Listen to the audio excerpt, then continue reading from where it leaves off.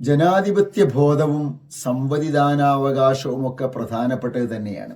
പക്ഷേ ജനാധിപത്യത്തിൽ പങ്കാളിയാകുമ്പോഴും വോട്ടിന് വേണ്ടി സ്ഥാനാർത്ഥിക്കു പിന്നാലെ ഓടി നടക്കുമ്പോഴും നാം തന്നെ സ്ഥാനാർത്ഥിയായി വോട്ടിന് വേണ്ടി യാചിക്കുമ്പോഴുമൊക്കെ നാം ഓർക്കേണ്ട ഒന്നുണ്ട്: എലക്ഷൻ തീരും, കൂടെയുള്ളവർ പോകും.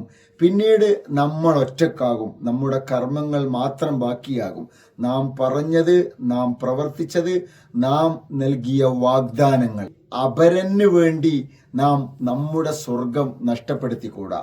നബി സല്ലല്ലാഹു അലൈഹി വസല്ലം പറയുന്നുണ്ട്, കഫാ ബിൽ മർഇ ഇസ്മൻ അൻ യുഹദ്ദിസ കുല്ലമാ സമിഅ. ഒരു മനുഷ്യന് പാപമായിട്ട് മതി അവൻ കേട്ടതെല്ലാം പറഞ്ഞു നടക്കുക എന്നുള്ളത്. ഞാൻ സ്വന്തമായിട്ടുണ്ടാക്കിയതല്ലല്ലോ, അവൻ പറഞ്ഞതാണല്ലോ ഞാൻ ഇവിടെ ഏറ്റുപറഞ്ഞത് എന്ന ന്യായീകരണം ഒന്നും നാളെ പരലോകത്ത് നമ്മെ രക്ഷപ്പെടുത്തുകയില്ല.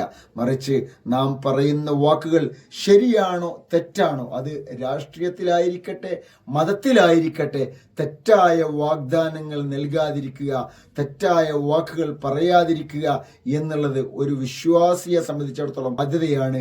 എലക്ഷൻ കഴിഞ്ഞാലും നമ്മുടെ ജീവിതത്തിന്റെ ഉത്തരവാദി നാം തന്നെയാണ് എന്ന് മറന്നുകൊണ്ടായിക്കൂടാ നമ്മുടെ ഒരു വാക്കും ഒരു പ്രവൃത്തിയും.